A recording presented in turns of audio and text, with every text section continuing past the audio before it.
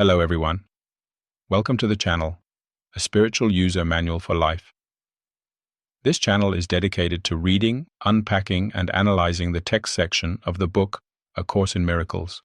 It contains valuable knowledge, very much in need by everyone, because of the philosophical style it is written in. Many have difficulty comprehending it, having studied it for many years. I offer my understanding. As a Langnap, I include knowledge drawn from the Seth books of Jane Roberts. The Sparkly Edition version of the book is used.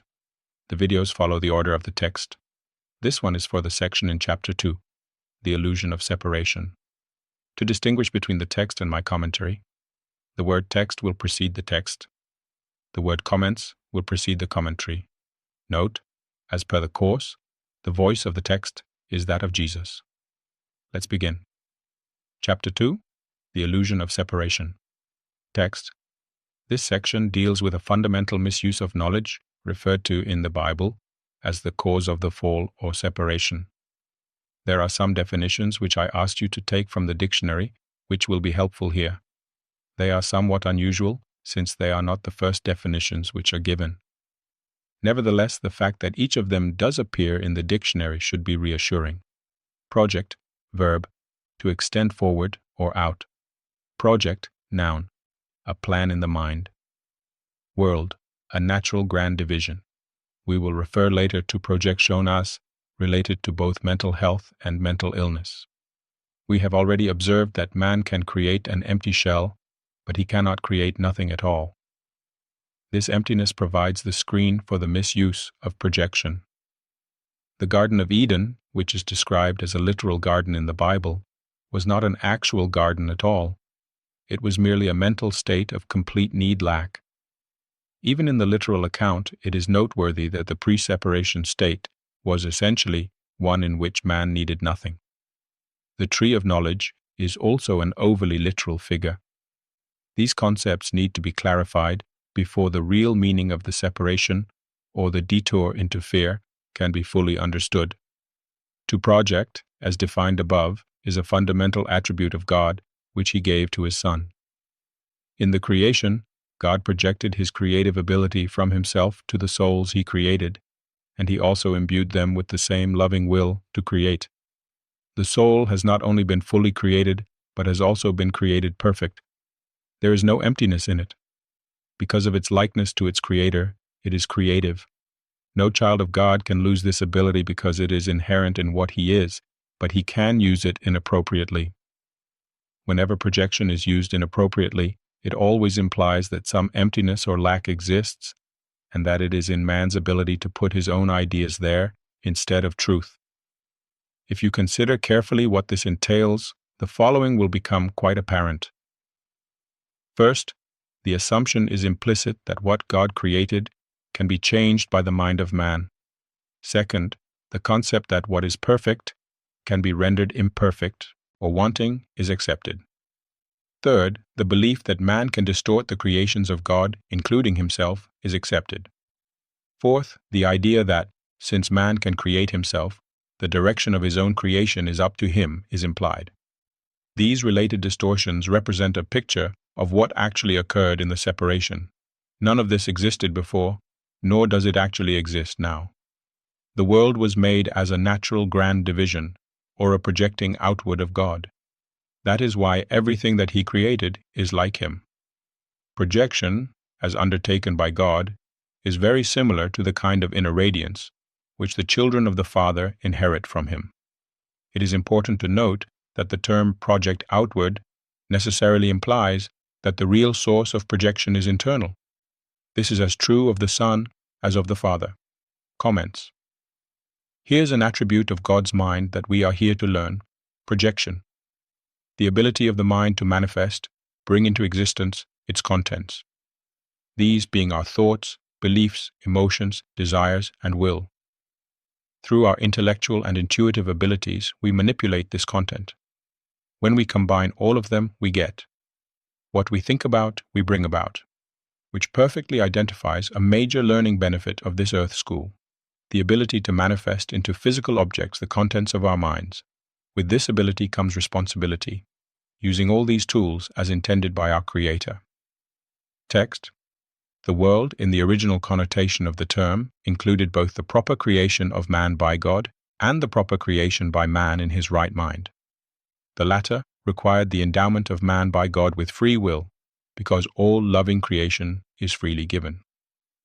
Nothing in these statements implies any sort of level involvement, or in fact, anything, except one continuous line of creation in which all aspects are of the same order. When the lies of the serpent were introduced, they were specifically called lies because they are not true. When man listened, all he heard was untruth. He does not have to continue to believe what is not true unless he chooses to do so. All of his miscreations can literally disappear in the twinkling of an eye because they are merely visual misperceptions. Man's spiritual eye can sleep, but a sleeping eye can still see. What is seen in dreams seems to be very real. The Bible mentions that a deep sleep fell upon Adam, and nowhere is there any reference to his waking up.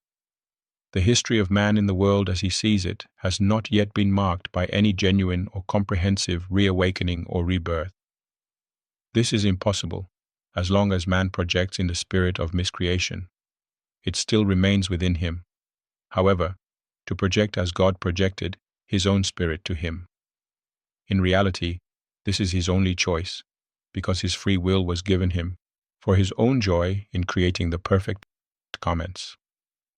It is essential that we understand the mind's ability to project, for what it projects are its contents, our thoughts, beliefs, emotions, desires, and will.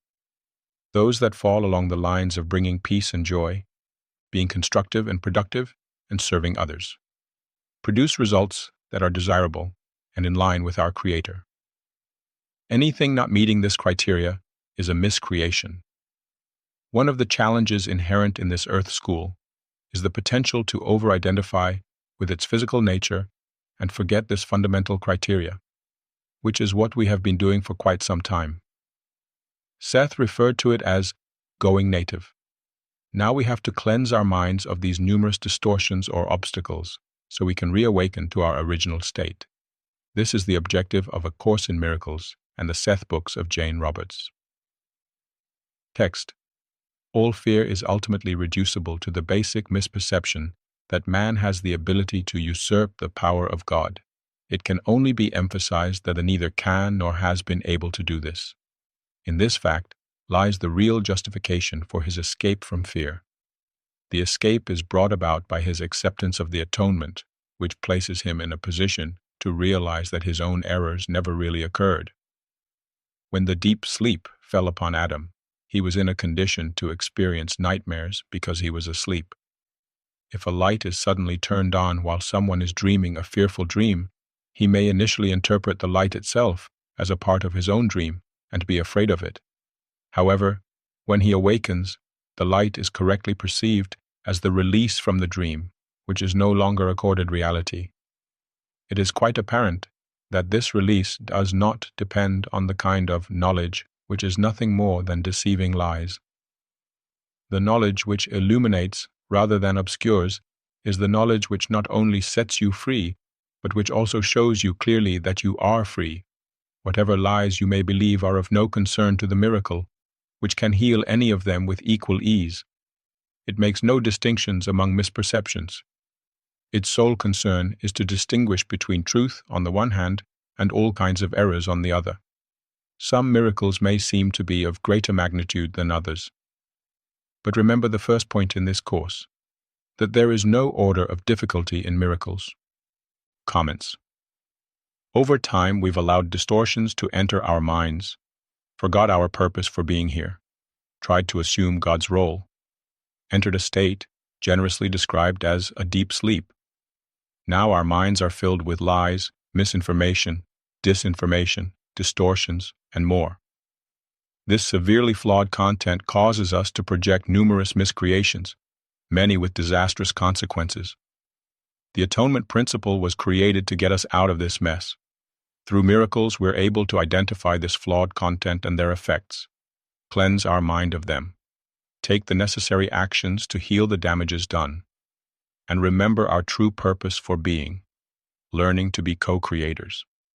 We are very fortunate to have a creator that was able to anticipate and prepare for the many mistakes that we have made and continue to make, while preparing the means for our learning from and rising above them. Text. In reality, you are perfectly unaffected by all expressions of lack of love. These can be either from yourself and others, or from yourself to others, or from others to you. Peace is an attribute in you. You cannot find it outside. All mental illness is some form of external searching. Mental health is inner peace. It enables you to remain unshaken by lack of love from without and capable, through your own miracles, of correcting the external conditions which proceed from lack of love in others. Comments. Understanding and recognizing these miscreations will go a long way towards identifying and removing the contents that gave rise to their projection. It took a while to erect them. It will take a while to remove them. We're being given the tools for this essential task. As always, I recommend examining these ideas carefully. Put them to the test. Are they valid? Can they be verified? Truth be told, some of them being so new and different, we do not have the appropriate tools and awareness to properly evaluate them. This is understood and expected. This is a course meant to teach and train us. It would not be necessary if we, most of us that is, already knew this. Hope you join me for the next recording. Chapter 2, the reinterpretation of defenses. If you've gotten any value from this video, please like, share, and subscribe.